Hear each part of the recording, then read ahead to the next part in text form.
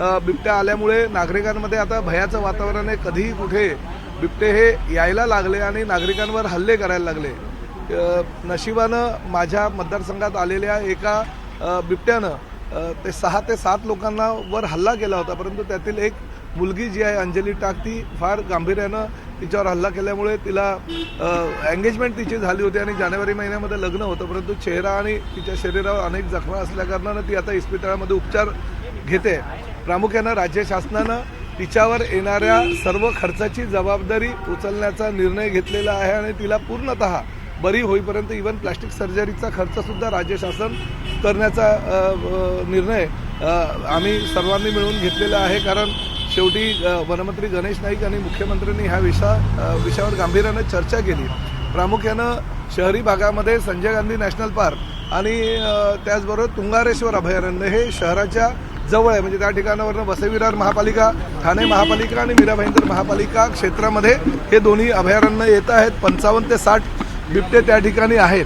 त्यामुळे प्रत्येक बिबट्याला ही चिप बसवायची आणि त्याचं लोकेशन ट्रॅक करायचं, जेणेकरून कुठेही शहरी भागामध्ये जर हे बिबटे गेले तर वन खात्याच्या कंट्रोल रूमच्या माध्यमातून ते कुठे कुठे बिबटे गेले तर त्यांचं लोकेशन हे वन खात्याच्या अधिकाऱ्यांना कळेल आणि त्यामुळे त्यांना शोधणं अडचणीचं निर्माण होणार नाही आणि लवकरात लवकर त्यांना पकडून परत वन खात्यामध्ये टाकता येईल। दुसरं महत्त्वाचा मुद्दा म्हणजे बऱ्याच काही आघाती देशामध्ये काही छोटी छोटी अभयारण्य निर्माण केलेली आहे। जसं आपल्याकडे गुजरातमध्ये वनतारा आहे, तशाच पद्धतीनं राणीची बाग, वनतारा अशी जी अभयारण्य आहेत ते अभयारण्य अजून जास्त निर्माण करावी, सर्वसामान्य जनतेला त्याचा फायदा होईल आणि हे जे बिबटे किंवा वाघ जे शहरी भागामध्ये येत आहेत त्या अभयारण्यामध्ये जर त्यांना खाजगी अभयारण्यामध्ये जर सोडलं तर ते शहरी भागात जे येणार आहे ते येणार नाहीत आणि त्यामुळे अतिशय चांगल्या प्रकारचं वातावरण त्यांना त्या ठिकाणी मिळेल आणि मानवी वस्तींवर हल्ला करण्याचा जी त्यांची भूमिका त्यामध्ये बदल होईल।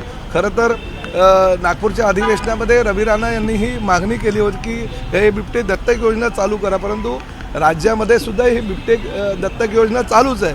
कारण मी स्वतः एक मॉर्निंग वॉकला पत्नीच्या निदर्शनास आला तेव्हा आम्ही त्याला वन खात्याच्या ताब्यात दिलं आणि गेल्या 6 वर्षापासून तो बिबट्या दत्तक योजनेच्या अंतर्गत मीच त्याचं नामकरण केलं आणि तो संजय गांधी नॅशनल पार्कमध्ये त्यांना ठेवलेला आहे। त्यामुळे अशा पद्धतीनं दत्तक योजना जर राज्य शासनाच्या माध्यमातून चालू झाली तर निश्चितपणे मानवी वस्त्यांवर हल्ल्यांचे प्रमाण बंद होईल, वेगळ्या प्रकारचं स्थान आपल्याला देता येईल। अशी चर्चा आजच्या बैठकीमध्ये आम्ही मंत्री गणेश नाईक, मी आणि बाकी आमच्या मंत्री महोदयाने केलेली। त्यामुळे बिबट्यांना चिप बसवायचं त्यांच्या लोकेशनसाठी हा निर्णय मात्र घेतला गेलेला आहे। सर, ज्या पद्धतीने उमेदवारी अर्ज जे आहेत महापालिकांचे भरले गेलेले आहेत, परंतु कार्यकर्त्यांचा आक्रोश जो आहे तो सगळ्याच पक्षात पाहायला मिळतोय। कार्यकर्त्यांना बघा काय असतं की उमेदवारी प्रत्येक ठिकाणी महापालिका क्षेत्रामध्ये 4च लोकांना आपण देत असतो।